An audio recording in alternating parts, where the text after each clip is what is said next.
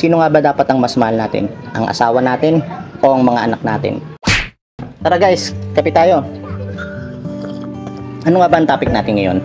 Magtatanong lang ako, sino nga ba dapat ang mas mahal natin? Ang asawa natin o ang mga anak natin?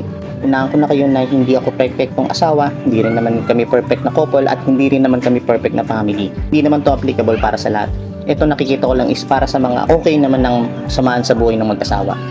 Dapat mas mahal natin ang asawa natin kasi simulat sa pananiligawan natin yan is pinangakuan na natin sila na mamahalin natin sila habang buhay. At sa mga anak naman, automatic naman na bilang magulang, oras na niluwal yan is pinaparamdam na natin agad sa kanila yung pagmamahal natin sa kanila habang buhay hanggang sa pagtanda nila yan. Hindi katulad sa mga anak na sa umpisa tayo lang ang mundo niyan, pero darating yung time na magkakaroon sila ng sarili na kaibigan, magkakaroon ng jowa, sariling pamilya at mga anak, at unti-unting mawawala ang pagmamahal niyan sa atin, mababawasan. Hindi siya mawawala, pero mababawasan. Hindi katulad yung mag-asawa, is habang buhay kayo magsasama niyan.